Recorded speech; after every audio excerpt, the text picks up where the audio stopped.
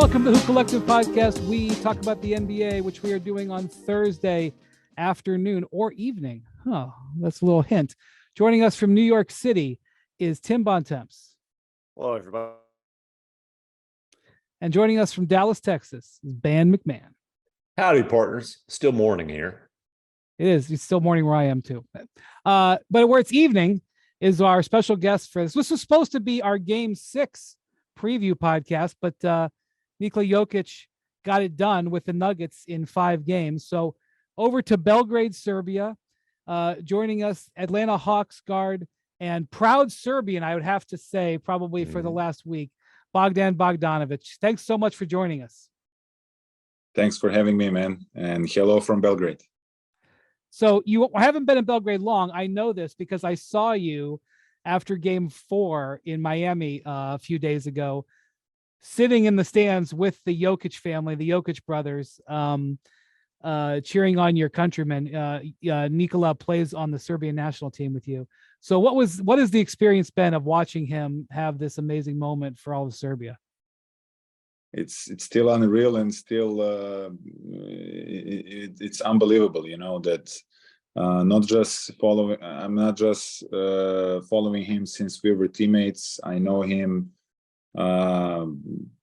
since his almost beginnings, and I met him with our mutual friend at friend's apartment, and we were playing Sony PlayStation and chilling, and he just showed up and he was so quiet, and we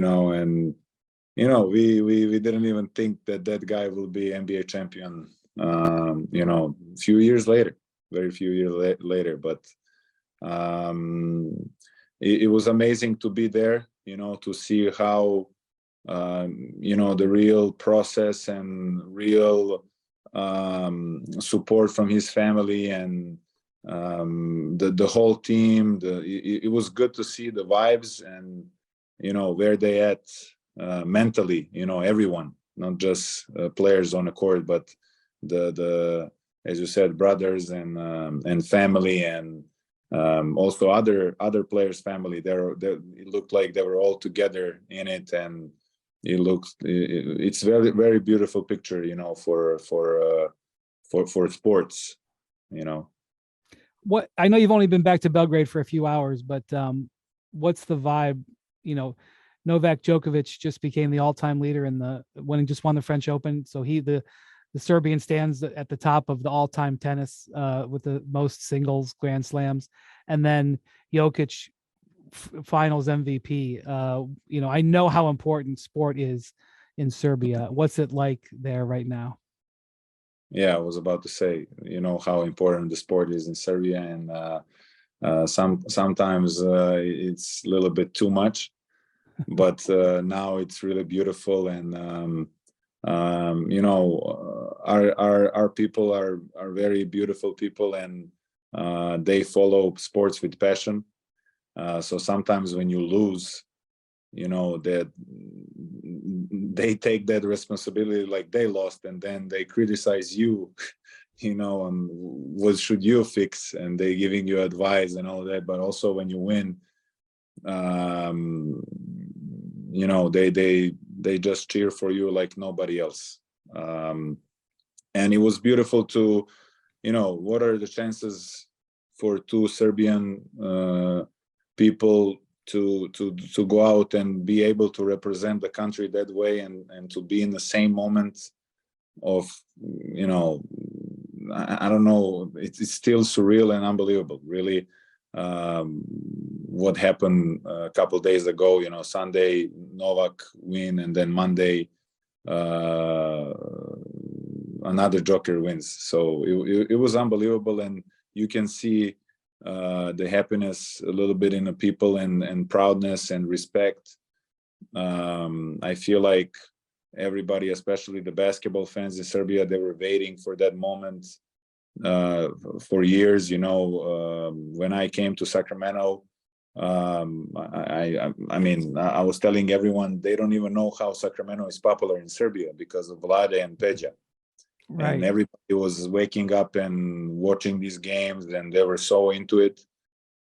and to wait 20 years, around 20 years, and to believe in guy like Nikola, and during the tough times as well, they were there to support him, and it's just beautiful picture.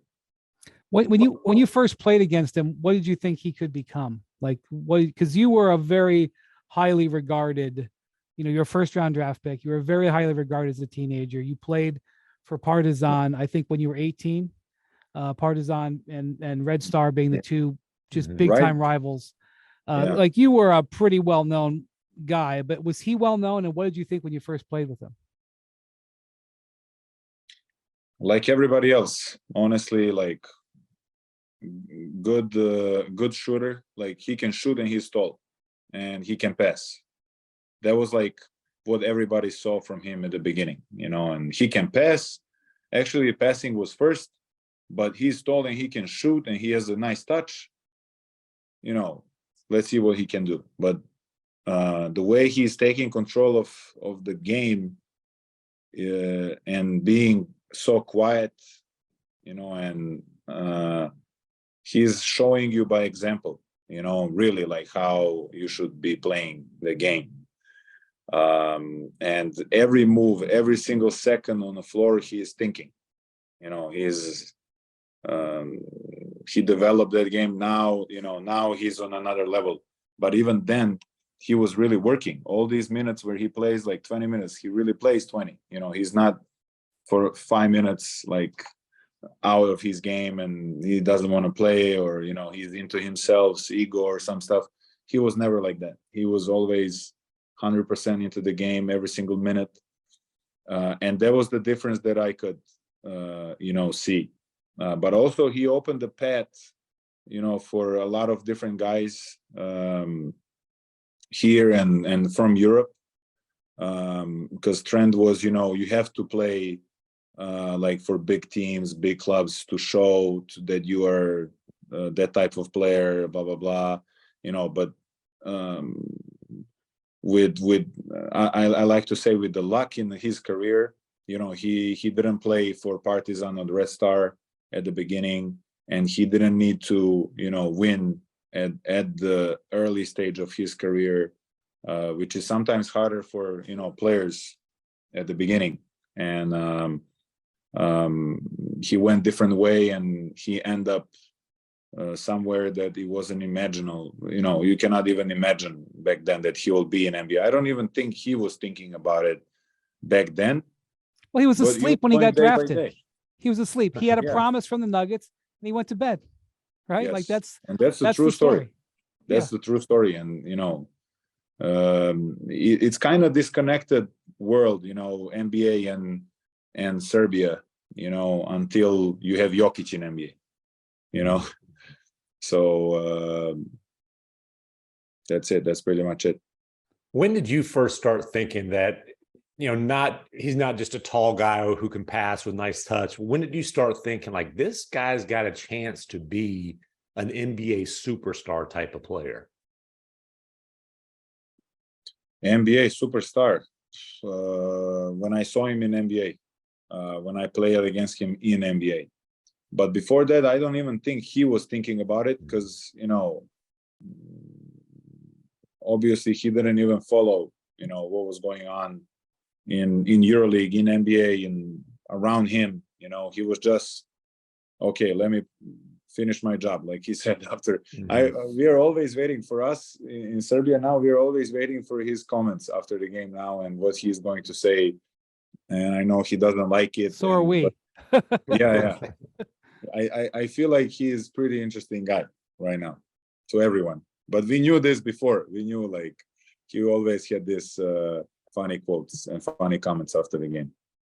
Well, it's sort of been an interesting thing with him, to your point, that people don't really know a lot about him because he hasn't really let him in a lot of the time, right? He is kind of a quiet guy, kind of a private guy. But part of that has also led people to say things like, oh, yeah, he's not worried about accomplishments. He's not worried about stats. But then you see him make comments like he did to Malika Andrews after Game 5 when he said, well, they just didn't believe in the fat guy.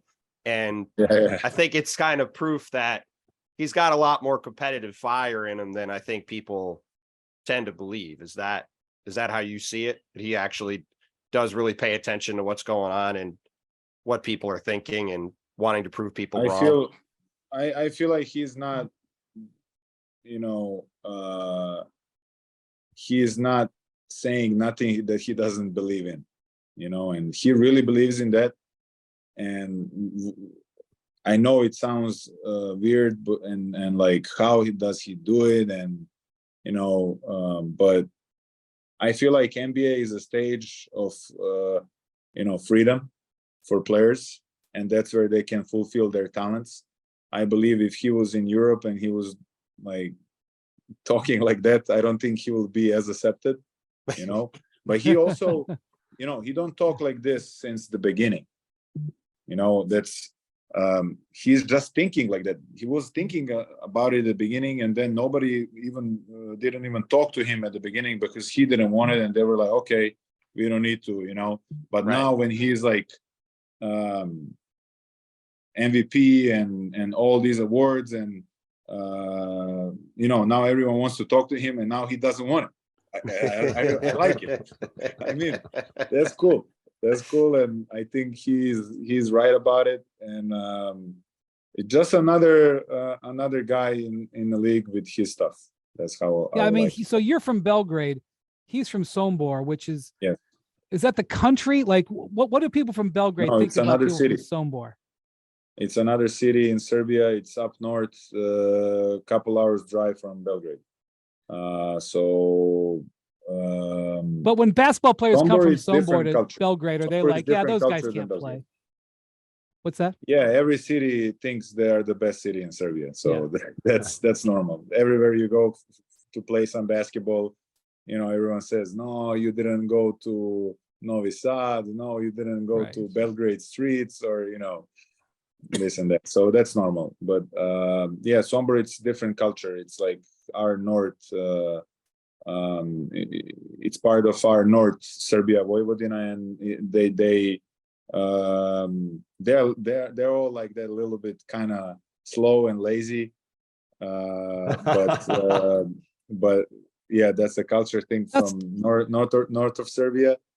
But they're very funny people. They have jokes, so that's why he's also funny. That's the thing. People, my friends from Serbia tell me, like, here comes this kid from Sombor, obviously, sort of dumpy looking. And he's like, well, who is this guy? Like people looked at him that way in the NBA, but people looked at him that way in Serbia too when he first showed up. Like that's a lot of people felt that way. Yeah, that's true. So we had another Serbian do something big in the NBA this week. Darko Rajakovic. Am I saying that right? Yes. Darko Rajakovic. He became the new head coach of the Toronto Raptors. You played for Darko on the Serbian national team. He was one of the assistant coaches. What should we know about him? And obviously this is big. I think the second Serbian head coach, the other being Igor Kokoskov, who was now going to be on your coaching staff in Atlanta. Yeah. But like, what should we know about Darko? What do you know about him? I know he can make pretty good coffee. That's what I know about Darko. And he's going to bring coffee machine over there for sure. But yeah, we talked about it. And I mean, I'm happy for him. He deserved it. It's hard. People don't understand how hard is it to leave your country, your family, your loved ones to pursue your goals, and dreams in life. And coaches, all of the coaches, they have that. They're like players, they have that drive, basketball drive. And who are really into the coaching, you can see like he wants to be the head coach, and he's willing to do anything to, he really wants to do it his way. And I'm really proud of Darko because I know how hard is it to build the name and to get a chance to be a head coach. And he knows basketball. You can see that with results with Memphis and Oklahoma before that, and very experienced, very into it. And the most important thing, he's motivated. I think without motivation, there is nothing else more powerful So I think he's really motivated about it. And, from first few words that I chat with him. So when you, over this last 2 months, were you kind of surprised that all these teams were having trouble with the Heat, since you guys with the Hawks just came in there in the play-in tournament, beat them by 11 points on their home court? I think you had 14 points in that game. We're like, what's the problem here? Why does everybody have so much trouble with the Heat? You guys had no problems with them. I think we had the problems during the regular season. So they were beating us physically, and then we were really like, oh, we're gonna play Miami again. Let's fight, And then we really approached that game differently, and it's a one game. One game doesn't decide anything in playoffs, but it's really important. Every game is important. That playing game, it brings a different mindsets, and different. It's different, different pressure. It's just one game. And you also, when you're playing that 7-8 seed, you're not getting eliminated. So you have another chance. You have all these like things in your head. I don't know. I think because they beat us in the regular season, I think there was our just reaction from it, and they thought it's going to be easy. So basketball is a lot, psychology game, and how how is your first punch looking, basically. Well, you mentioned with Nikola Jokic, reserved, quiet. You said even shy when you first met him. That's not the impression I get of his brothers. What you watched the game with him in Miami, sat with him. What are those guys like during a game, especially during a finals game? They are so into the game, man. They're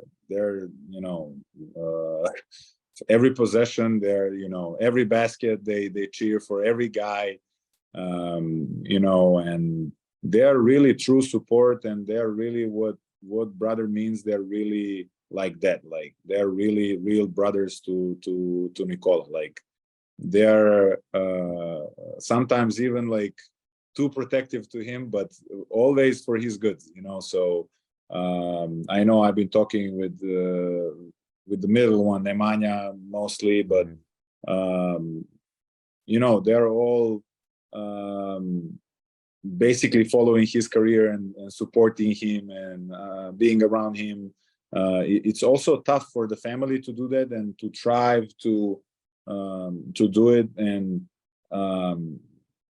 to stay good. It's easy to start to be good, but to stay good during the whole time and to be that supportive and helpful, it means a lot. Because I know I have a sister too that she does the same job for me, and I think it got a lot with our culture. Were people trash talking them? That's what I was going to say. Were people trash talking them during that game? They have brave enough to trash talk them during that game? Yes, but they always react in the Serbian way, and it ends the Serbian way. Like, you raise the hand, you'll see later when we win or something like that, some bad words, and it's okay. Have a good day. Well, let's talk a little about the Hawks. You had, first off, congratulations. You signed a terrific 4-year contract extension in March. You had a very good playoff series against the Celtics. Shot the ball really well, even though you guys lost in 5 games. A very unusual season last year where you had a full coaching change mid-season, and where not just an interim coach, but the brand new head coach, Quinn Snyder, comes in. That had to be interesting. I don't know if you've experienced something like that before. What's your impressions of Coach Snyder the first few months you've been working with him?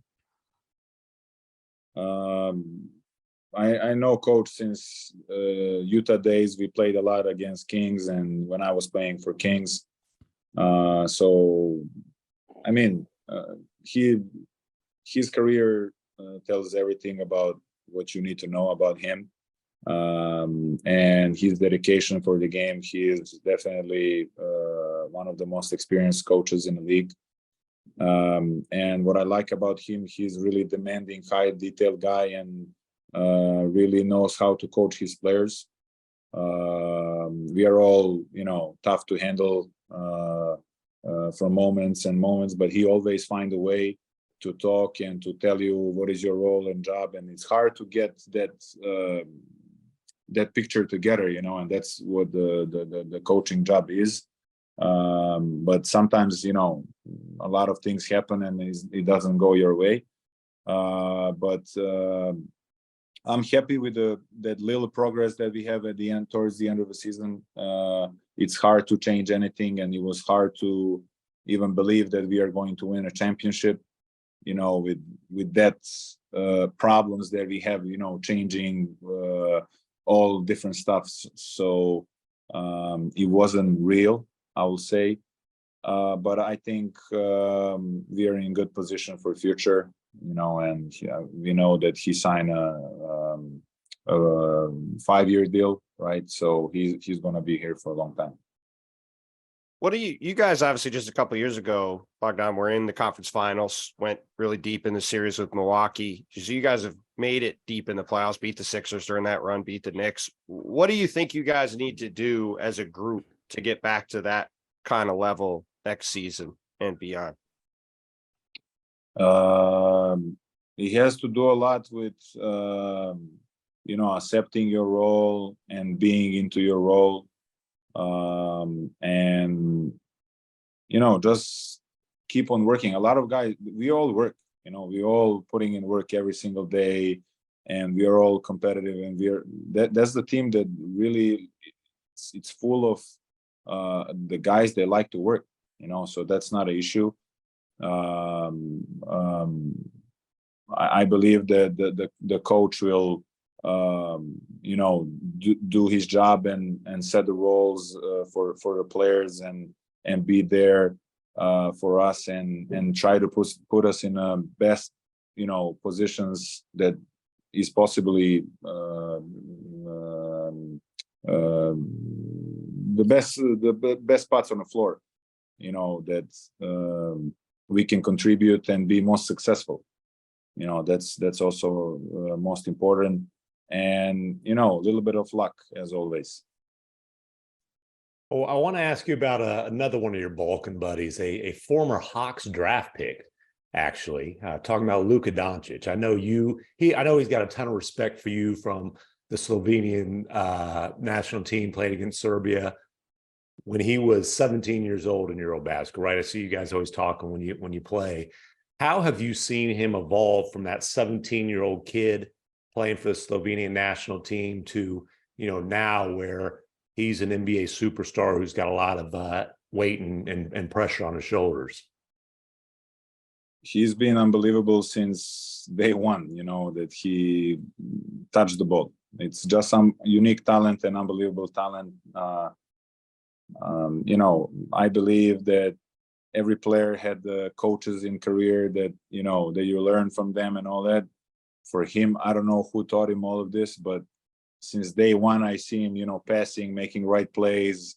It's just the pure talent, I even remember one of my fans when he was like 13 or 14, and I was just started to play.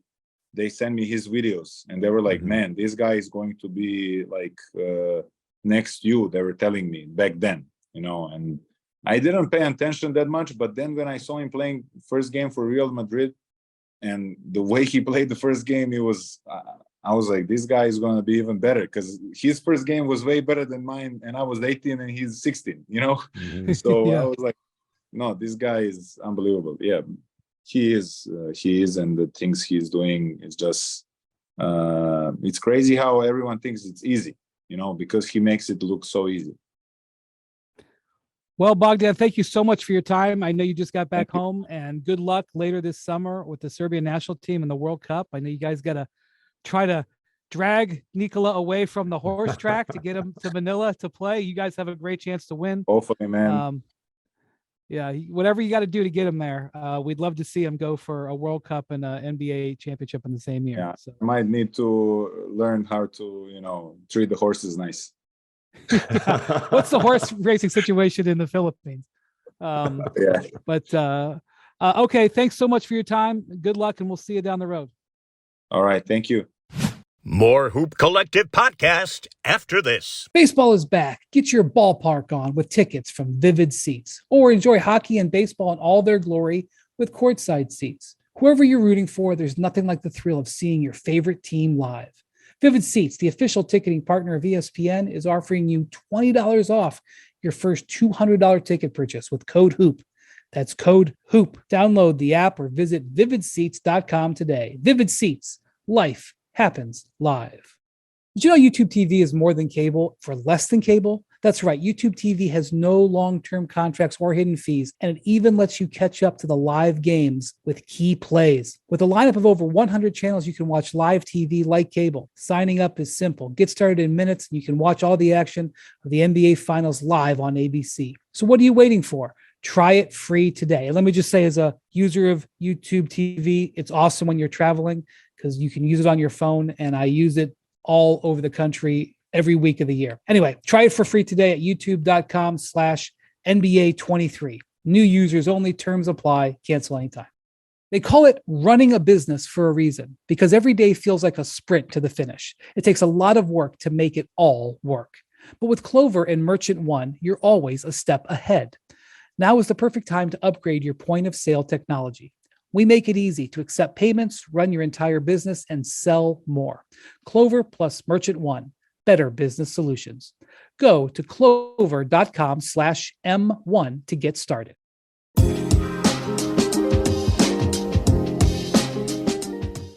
Well, thanks to Bogdan Bogdanović for taking some time out. He was really excited about his fellow countrymen winning that championship. He, I'm sure, hopes that someday it's going to be his turn. So a lot going on in the NBA. We got a hard pivot here to the offseason because it's boiling. Adrian Wojnarowski had the story that came out on Wednesday that if the Wizards decide to do a rebuild, let's be honest, the Wizards are probably going to be doing a rebuild. I mean, they may not call it a rebuild. They may call it retooling. But they had the 10th highest payroll in the league last year, and they missed the play-in. And they're sitting there with Kuzma, Kyle Kuzma, and Kristaps Porzingis with free agents. I don't know what they're going to do there, but I think they're going to really look hard at trading Bradley Beal. Woj had that story that that Mark Bartelstein, who's Beal's agent, is going to look at it. That's the way it has to be, because Beal has a no-trade clause, and as I've been saying on TV for a few days here. Well, first off, when last season, there was this thought in the 2022 trade deadline, there was this thought that maybe Bradley Beal, who was going to be a free agent, might be available. And then it became clear that he was not going to be available because the Wizards had basically decided they were going to give him the max. And that's what Beal wanted. And sure enough, we get to the summer. Beal opts out of his contract to become a free agent and immediately signs a 5-year, $250 million new maximum level contract. I don't think it was a no-brainer to pay Bradley Beal, who is a 3-time All-Star, that much money. Right. But the only way they were going to keep him in Washington was by committing to that. That I understood. Then a day or two later, the other shoe dropped, which is that as part of that deal, which again, not a no-brainer in my opinion to pay him the full 250. But right. They obviously came to the decision over the course of discussing it for a while that contract had a no-trade clause in it, which is just insane. The only one in the NBA. Yeah, and it's like, I don't have the exact numbers in front of me, but what was the difference between the max they could give him and what he could get on the market? The answer is had to throw like dozens and dozens and dozens of millions of dollars. So you had to throw a no trade clause to get him to take the deal? No. Like, that's the kind of deal that gets a GM fired. That's what's happened. What happened? Michael Winger. It's the kind of deal that gets the agent hired. So Mark Bartelstein. Boy, I mean, it is a phenomenal deal by Mark Bartelstein. Now, Michael Winger's running that along with Will Dawkins, who he brought in from Oklahoma City. And look, the Wizards, if we're being honest, they should have traded Bradley Beal a while ago. This rebuild is long overdue. They've been stuck in purgatory and mediocrity for years now. And so it's long overdue. The problem is because of the contract and especially that no trade clause, Wendy, as you pointed out on TV, getting significant value or you could say fair value for Bradley Beal is going to be extremely difficult when he can veto anything and basically say, I want to go here. And nope, I don't want them to give up that much to get me. Well, let's set aside the contract for a second. And let's set aside the no trade clause for a second. I think there's a big difference between what people like generally think of Bradley Beal, the player, and what he is at this point, especially after playing a combined 90 games the past 2 seasons. I went through and made a list last night of guys I would definitely take in the league over Bradley Beal. I got to 36 guys, and that was without any sort of like debate over maybe this guy or maybe that guy. Like he might not be right now a top 50 player in the league. So, or he's a top 50 player. Well, I mean, let's not get crazy. Well, listen, I can go through the list if you want. Like I don't. The numbers well, there you go. The numbers add up pretty fast. Yeah. So the point is, you're not only talking about a guy who's owed $200 million that has a no trade clause, that's played 90 games the past 2 years. Right. You're talking about a guy that I'm not sure is a top 25 or 30 player right now. Now, he could come back next year if he gets traded or just in Washington and play 75 games and score 28 or 30 again and look great. Like he could bounce back, but we're not talking about a guy. We're not talking about Damian Lillard here, right? Right. So you have a player who's seen some shine come off him on top of the contract, on top of the no trade clause. And yeah, like if you look at where this is going to go, the Wizards are not operating from a huge position of strength here, to put it mildly. What's negative strength? So right. There's 2 issues with the no trade clause, just to be clear. One is the fact that obviously he can veto any trade. Okay. And it means that he can decide where he's traded and what he's traded for. Those are 2 key. The other thing is the team that acquires him, the no trade clause travels. It's not a one and done. The no trade clause travels. So when you're trading for a guy who's 30 years old, he's going to turn 30 at the end of this month. You're a little bit worried about where the contract will be in 2 years or so. And because it's going to be over $50 million a year. And if you don't like the fit and want to retrade him, now you got the problem. You inherit the same problem. Right. Is that, he gets to control it if he doesn't want to go or if he doesn't want to go for a certain package. Yep. So that's why the value, I do think Bradley Beal as a player can help a contending team at a significant level. No question.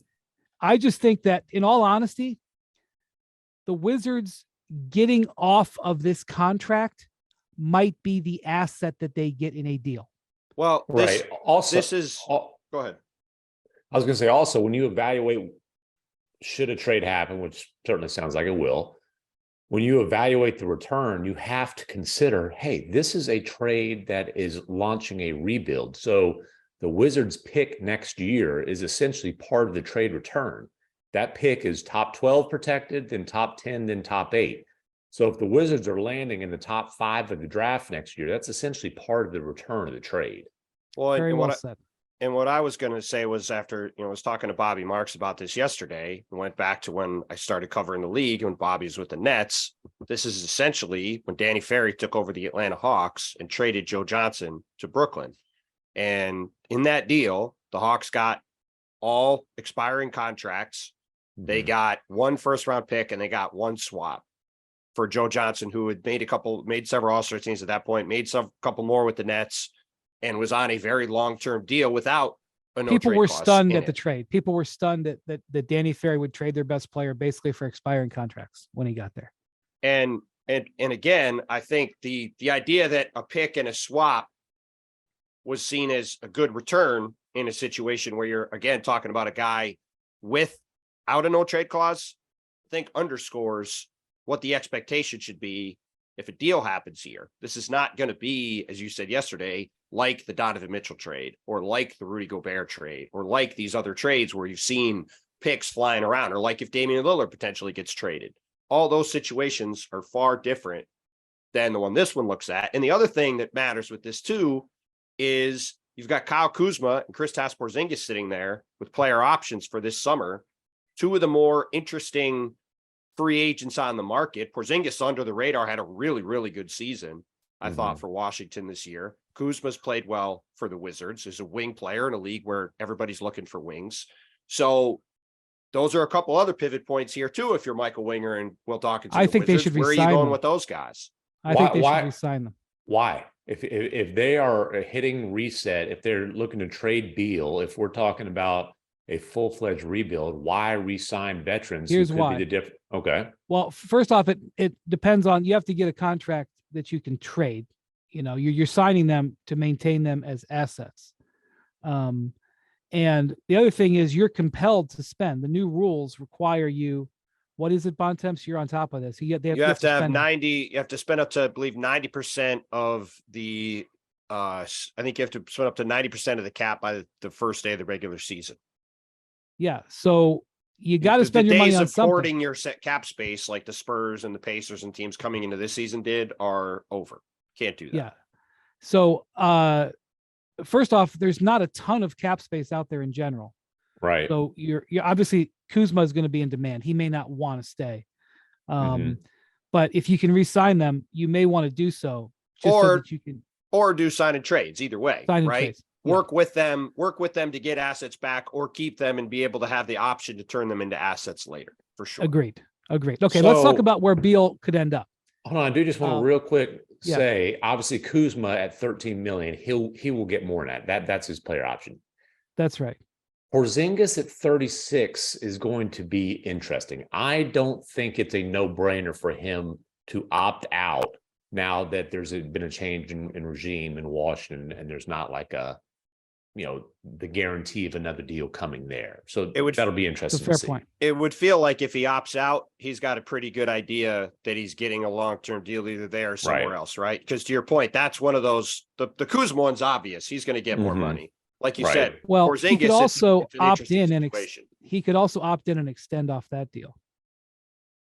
Right, but you probably, the good chance you probably hear about that at the same time. That's why his option, to Tim's point, his option decision is a very interesting one to monitor, because if he does opt out, you probably would assume he's got something lined up once we get to June 30th. Yeah. Okay. Let's talk about where Beal could end up. So instantaneously, I've been speaking and writing about for a couple of weeks now about how I think the Heat are in play. The reason that I think the Heat are going to go now is that, number one, with where Jimmy Butler is in his career, your window with this core is narrowing. Two, the Heat have a little bit of flexibility because Bam Adebayo is on the quote unquote fun max. So it's very hard for a team that's going to be able to swallow 3 big contracts under the new rules, but they have a little bit of a window while Adebayo is still on that contract where they could take this. And the thing about the Heat is that they routinely over the decades have been able to develop low dollar players. So if there's a team that's going to be top heavy salary wise, it's going to be the Heat. Now they have Kyle Lowry sitting there at $30 million on the last year of his contract. They would love to figure out a way to get off of that. So they're facing a little bit of a crunch, but I think for a 2 to 3 year window, I think they could squeeze Beal. And also, they also signed Tyler Hero last fall, so they'd be able to move him starting July 1st, which is a factor also. And his number next year is 27 million. So Hero and Duncan Robinson would be the 2 guys that I would think would be the players swapped in such a trade. I would ask for Caleb Martin if I were the Wizards, but again, Bradley Beal gets to decide whether Caleb Martin would be in that deal, quite frankly. And the Heat would be very thin at power. Caleb Martin isn't a classic power forward. The Heat don't have a classic power forward. That's part of the issue. They play trading him would make him very small, though. They're already small to make him even smaller. Right. So, but that's the thing. Like, if you're a Wizards fan, I'm sorry to tell you this. Like, you pretty much have to put the trade machine down. You can do it for fun, but it's not going to be enjoyable for you. Well, here's the real question. Who is the other team besides Miami that makes sense? So set aside where he would want to go, just who makes sense. Okay, so Milwaukee has been linked to him, but I don't see how they do it.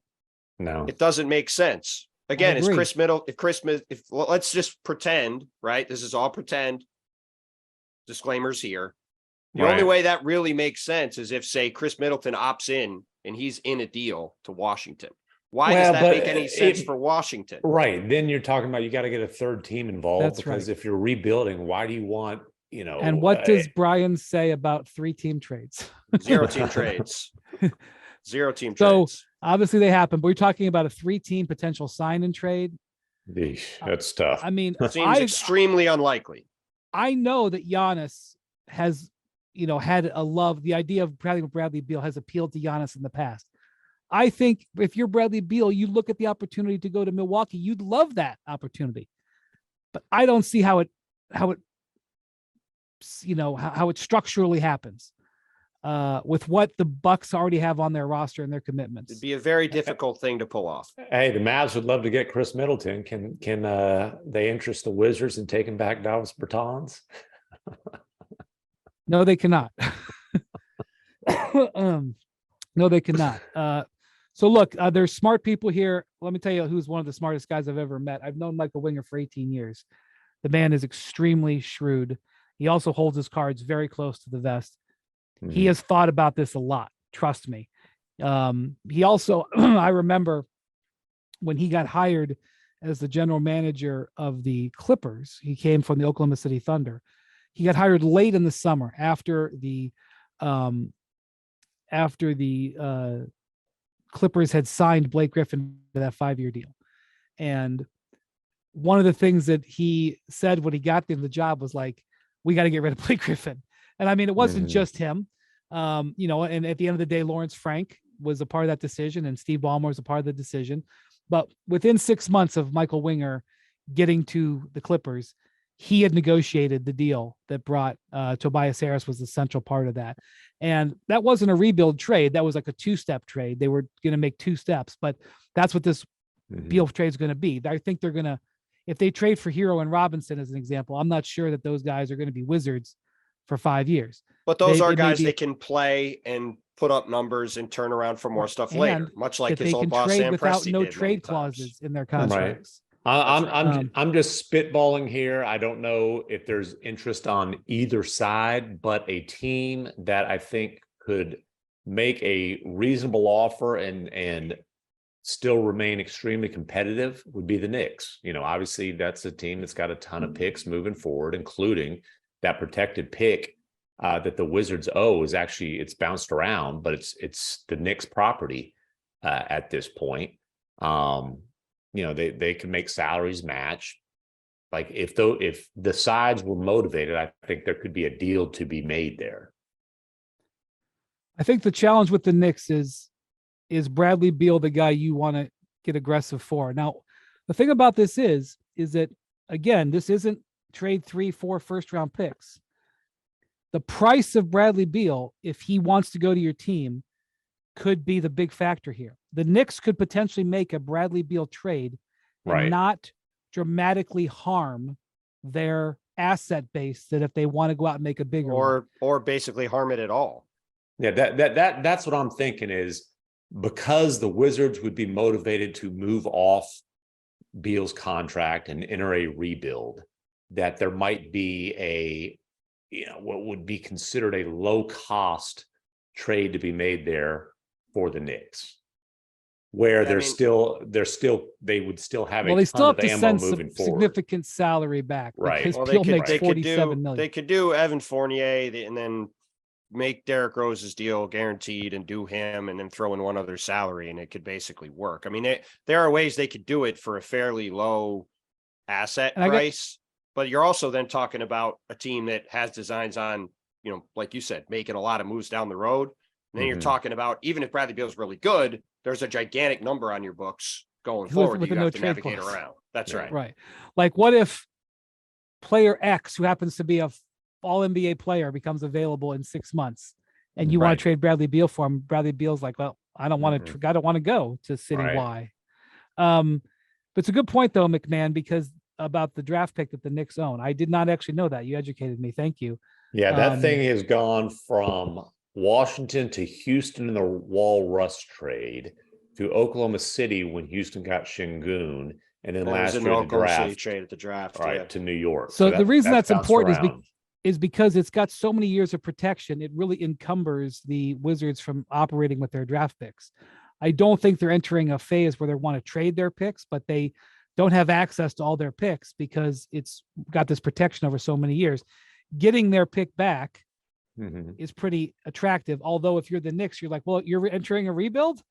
We're actually going to hold on to that pick. Thank you. But it's 12, 10, 8. I would say of the Knicks picks, I don't know where you would rank that one in terms of value. I'd say it's probably the worst one.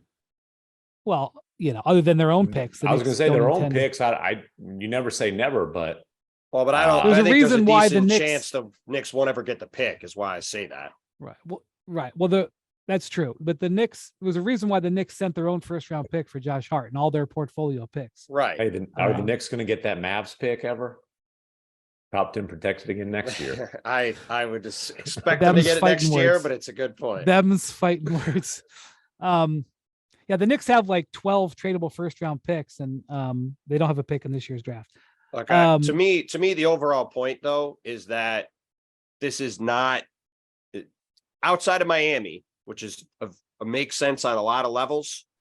I don't see an obvious second team. Yeah. And that's why if I'm the Washington Wizards, I am really rooting for the Portland Trailblazers to do something with the third pick besides draft a young player.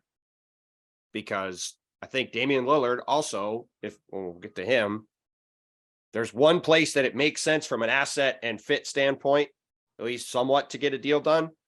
And there's one place for Bradley Beal, and it's sort of hard to find a second for both of them. And it's going to be found a second. Dame likes Brooklyn. He's made that very clear. Well, all right. So let me just real quick. There's been some discussion about Philadelphia. There's a relationship there between Beal and Embiid. The Philadelphia thing, first off, Philadelphia can't do anything until they know what Harden's going to do. Maybe they do, and they're not saying, I don't know what the answer is. So, secondly, swallowing $47 million, even if Harden leaves, is not simple. They would have to send back Tobias Harris is probably what they'd have to do. Unless you're talking about, again, some crazy complicated James Harden gets signed and traded elsewhere, then there's a salary exception, then you take in Beal again. Hey, if anybody pulls off crazy complicated, it's Daryl Morey. True. You're right. True. I'm not going to rule Philadelphia out, but until I see what happens with Harden, I'm not sure that they're in position to do anything. Well, they can't actually, it's going to be almost impossible for them to actually do it until July, but they're on the board, but I don't think it's at the center of the board. Nostra Perks got Harden on the Lakers.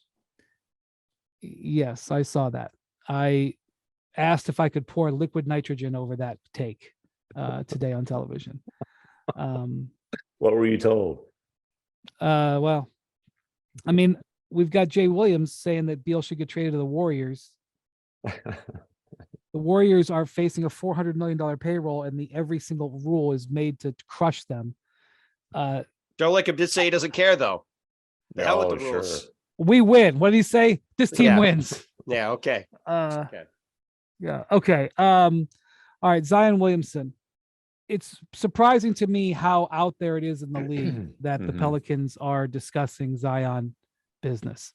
I want to be very careful about the word offer, because that word is a dangerous word. I'm not sure that the Pelicans have offered Zion to anybody, but every day that passes for the last 5 or 6 days, I hear a different discussion that the Pelicans have had that implies that they're going to make Zion available and that him or Brandon Ingram. And I mean, I wouldn't rule out anything, I guess, but the events of the last 6 months with Zion are what they are.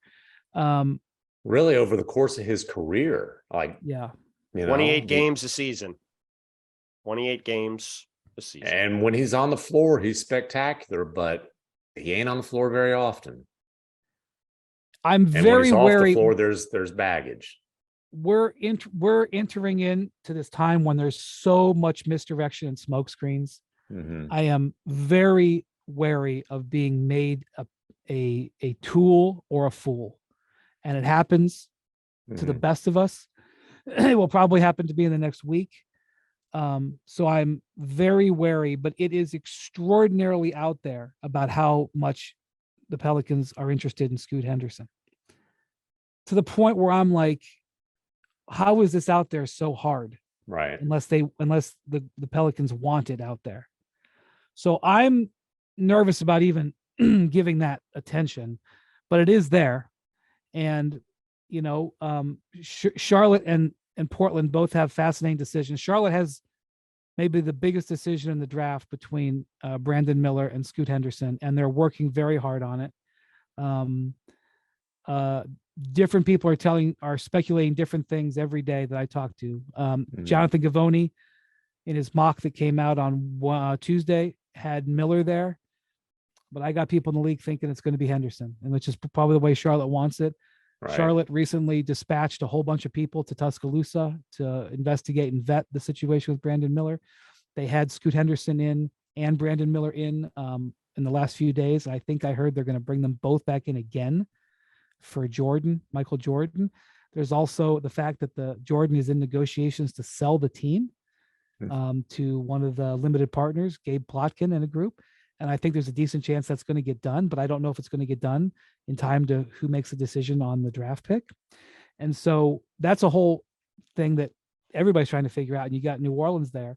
And then you got Portland, who is actively trying to trade the number 3 pick to support Dame Lillard. And I mean actively, like they are I don't know if they're going to get something done. So there's a really uncertainty that happens at 2 and 3. If you ask me, I suspect that there's not going to be a trade, and Charlotte will pick 2, and the Blazers will have to pick 3. But the Zion thing is there, and at the very least, it is very clear that the Pelicans' thought on Zion Williamson's future with the team is evolving. That's me putting it mildly. And if you look at so our editors, we're going to have like one of these fake trade or trade proposal type of pieces. They asked me to put one together. And so I ended up doing the Charlotte one, and I'm looking at this, and, you know, Gordon Hayward, expiring contract, that salary matches. But I'm like, dude, Zion for the number 2 overall pick, essentially Zion for Scoot. Like, I've got to throw in an extra pick from the Pelicans here, don't I? And honestly, if I'm Charlotte, I'm saying, sure, we'll swap picks with you in this draft, and then do that. If I'm New Orleans, I'm like, no. Here's Milwaukee's 2025.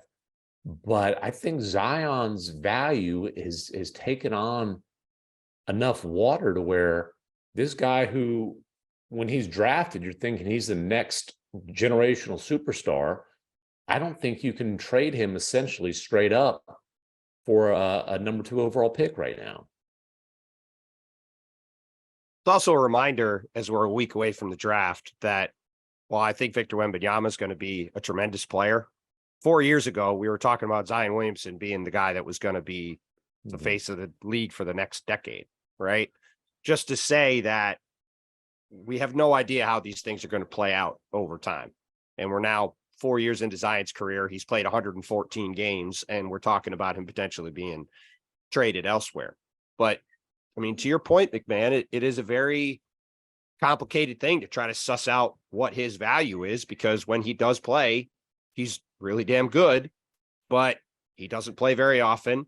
There's obviously going to be injury questions about him going forward based off how little he's played. And frankly, if you're looking at it as another team and New Orleans is looking to trade this guy right now, then you, I think, very rationally have to look at it and say, well, are they doing this because they think that this is only going to stay in the same place going forward, where he's only going to be able to play a handful of games a year and not be available, setting aside everything else? So Joel Embiid played 94 games. Is tough. Joel Embiid played 94 games his first 4 years too. I don't think that's a very comparable situation. I agree it's not comparable, but it's a reminder. It's a reminder that 4 years doesn't make a career. No, I think it is. I think there is some comps there, because Embiid also early in his career had weight and conditioning concerns. So look, Zion, the concerns are obvious, but I agree with Wendy in that you can't just say, well, this is the way it's always going to be. I don't think you can say there's no hope. But the other concerns with Zion is there's a lot of there's just too much drama and maintenance that comes along with there's no relationship between Zion and the organization, and minimal relationship between Zion and his teammates, from what I understand. Which is that's bothersome.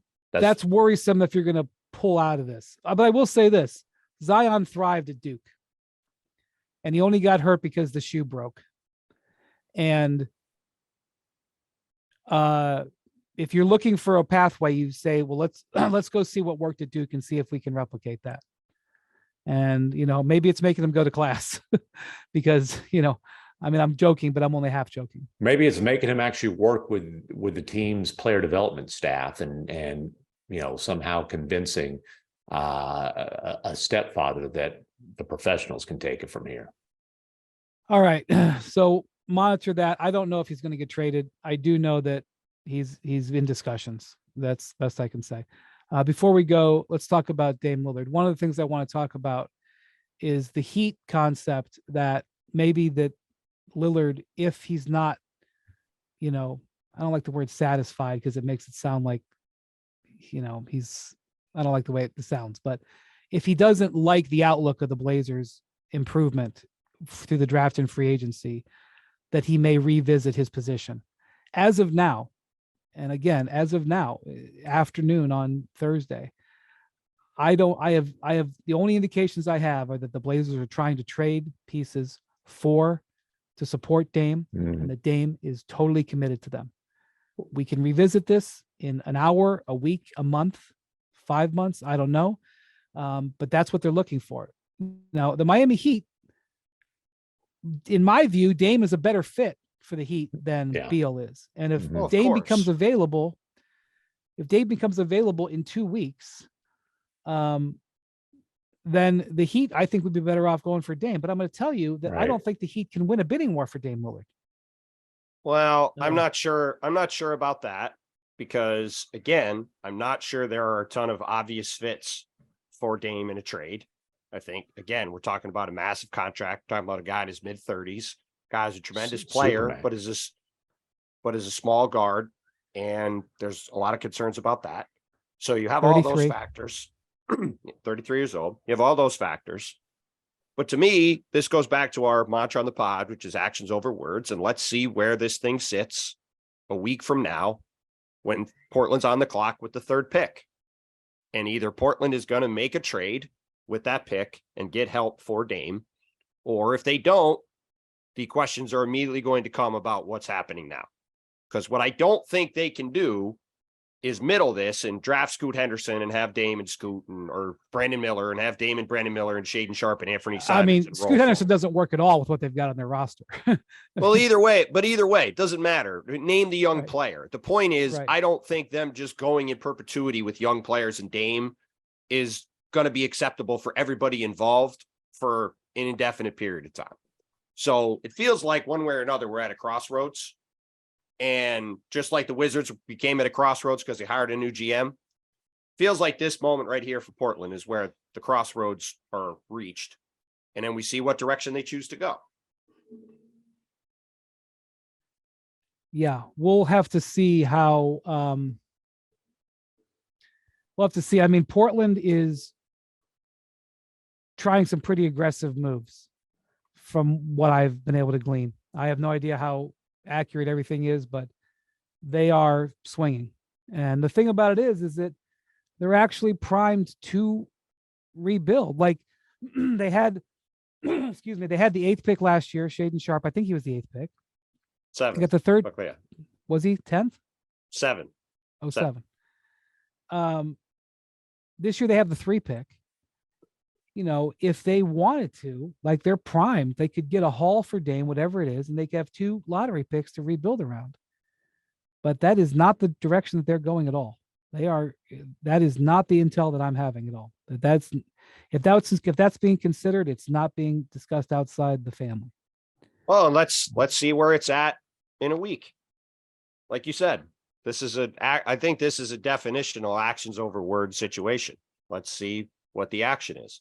His words have been pretty clear. It was clear on the exit interview, and it was clear when he was on with Brian Custer. I forget the exact name of the pod or the program.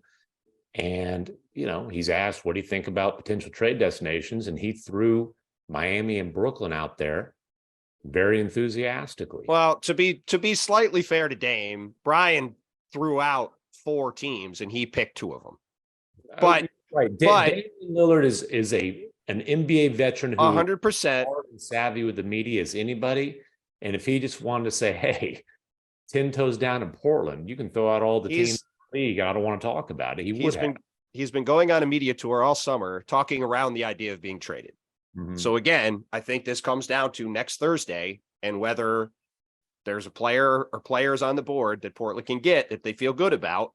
If they could do that, then I think everybody will be happy in Portland. Dame and whoever they get, they'll have them in Portland and we'll see what happens. But if they end up drafting a player and they keep them, there's a very obvious question that then comes next, which is what happens now. Especially if that player is a point guard. Yeah. And then you're talking about their young core is a point guard, a small 2 guard, and kind of I'll say Sharp's a 2-3. Well, they don't really, they're one of the big issues is they can't defend and they don't have great size. So Scoot Henderson might end up being an MVP, but he isn't known for his size isn't there with Dame. So we're gonna have some more podcasts before the draft, but I'm just gonna tell you guys, like, maybe my memory is fading, which is possible. I'm in my mid-40s. I don't remember there being this much potential picks in the top 10 openly available. I haven't heard Charlotte's interested in trade. We know that Portland is interested in trade. There's obviously Houston has been out there. Detroit has been out there. The Magic have the 6th and 11th picks. They want to package and move up if they can. I doubt they'll be able to, but they're interested. Indiana has been talking about people about the 7th pick. I've been told they've been trying to get wing players. They've been trying to move out of the 7th pick to get a high-level wing player now, which frankly they might be able to if they're motivated enough. Washington is at 8. We just talked about how we have no idea really Washington's going to do. Utah is at 9. I feel like they'll keep and draft. That's the only one that I don't really have any I'm not action sure. on. I'm not sure because Utah's at 9, I believe 16 and 28. I think Utah is going to explore every opportunity. Plus they have cap space, which, can make trading a lot easier. I think Utah is going to explore a lot of different things. They might just stay pat, but I think they'll figure out what their options are moving up or moving down. Yeah, I think the bidding more to move up is going to be hard. Mm-hmm. There's a lot, we know Dallas is doing stuff at 10. We're trying. Dallas at 10. Mm-hmm. We know they're active trying to help that roster now. You got Orlando at 11. I just said 6 and 11. At 12, you got Oklahoma City. Oklahoma City wants to move up. They got to do something with these picks. If they can move up, they can. Last year, you remember Oklahoma City traded for an extra lottery pick. Yeah. So Oklahoma's sniffing around. 14 is New Orleans. Where do we start with that? So my instinct actually tells me that almost nothing happens. Like, there will probably at least one pick go, but there's so much competition for it and so much is muddled and there's so much difficulty hashing it all out. We'll talk about how it's going to be a crazy lottery and then everybody picks. That's what I've seen in the past when there's been talk about more than one pick, but it's very active and we'll be talking about it and there'll be obviously developments in the coming days. So thank you to Bogdan. Thank you to Jackson and Bruce, our producers. Thank you to Mr. Bontemps and Mr. MacMahon. Thank you for listening to Hoop Collective Podcast. Adios, amigos.